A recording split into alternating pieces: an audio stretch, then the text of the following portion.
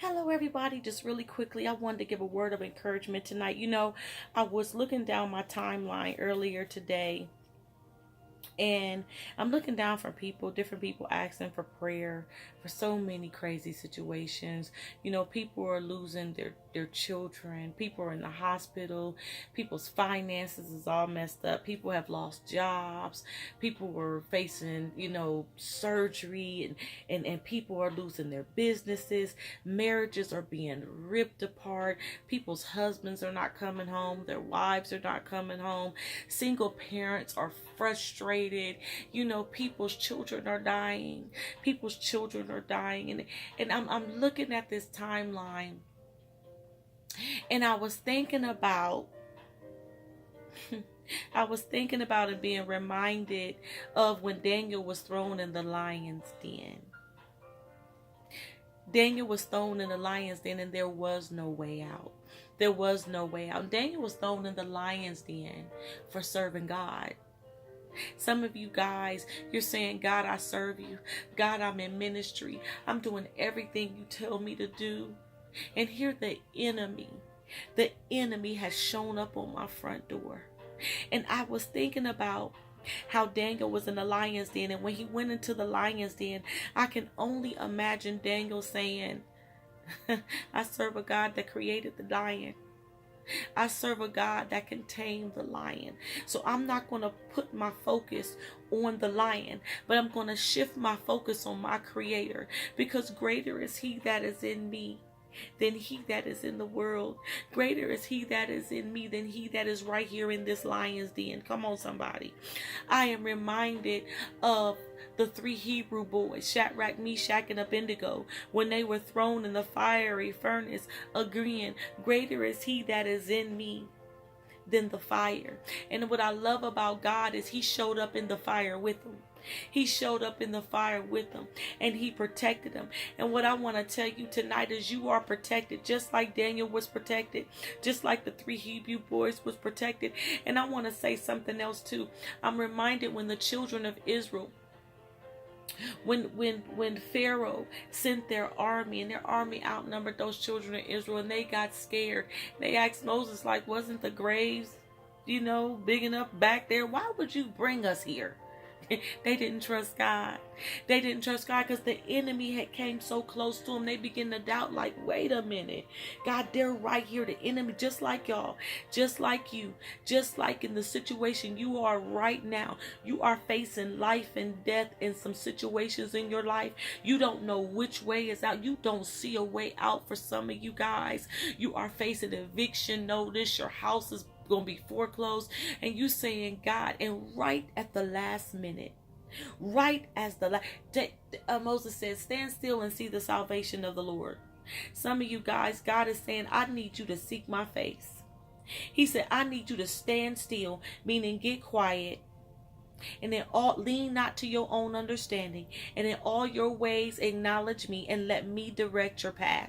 He said, in all your ways, that stand still, be still, and get direction from me. I'm going to deliver you out of your situation. And just as Pharaoh's army came with all of their might, God opened up the Red Sea, and he let the children of Israel through. But as their army was coming, after the children of Israel got through, what happened? The army was drowned out at the 12th hour, right there at midnight, right there in your midnight hour. God is saying, I got a ram in a bush for you, but I need you to trust me. One thing I loved about Daniel is Daniel refused to stop praying. He refused. He didn't care what nobody said. I'm going to pray. I'm going to praise him. I think about Job. When Job lost everything, listen, y'all, Job lost everything. Job lost everything. Everything. He said, naked I walked in this world, naked I'm going to leave it. Meaning that everything I have, God gave it to me. My God gave it to me, and my God can take it away from me because I have no control over it. He trusted the God he served. And even when he was told to curse God and die, his wife said, curse God and die. I said, man, you need to go ahead and just go on up out of here. Your situation is bad. There's no more hope for you. His friends had turned against him. He said, though he slayed me, yet will I trust him. He said, though he slay me, yet will I trust him. And I can only imagine that was the mindset of Daniel. And I can only imagine that was the mindset of the 3 Hebrew boys. I can only imagine that was the mindset. The mindset even of Abraham when he had to sacrifice his son. God had a ram in the bush. God has, I'm gonna tell you something. God has a ram in the bush. You're going to come out okay. Just like Daniel, just like the Hebrew boys, and just like Job. And what I love about God is he gave him double for his trouble. He gave him double. And even though Job, he began to question God, God took the time to remind him who he was.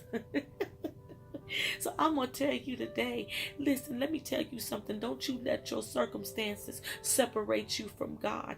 I serve a God who created the universe. I serve Jehovah Jireh and Jehovah Nisi. I serve a healing God, a providing God, a way making God, a promise keeping God. And I'm here to tell you that this too shall pass. Listen, stand still, get in God's face, in all thy ways acknowledge him, and he will direct your past. I promise you he will. I promise you he will. He will never leave you. I don't care what your marriage looks like. I serve a God that who reconciles marriage. I serve a God that will bring your children out the street. I serve a God that will save your home. And even if he closed the door to this home, he'll open up a door to a bigger and better one. I serve a God that although he shuts doors, he opens up doors that will lead you to the next level. I serve that type of God. And God is saying your battle is already won. Get up and get back in the fight, because the fight is fixed. The fight is fixed. I'm telling you, God got great things in store for you. So what? You're being tested. Pass the test. Get in God's face, seek direction, and pass this test. This too shall pass, because the battle is already won. He knew this was going to happen before you were ever conceived in your mother's belly. He knew this day was come. He's a God that knows your outcome. He knows your outcome, and guess what? It all works together in your favor. Listen, thanks for watching, and you be blessed, and have a good evening.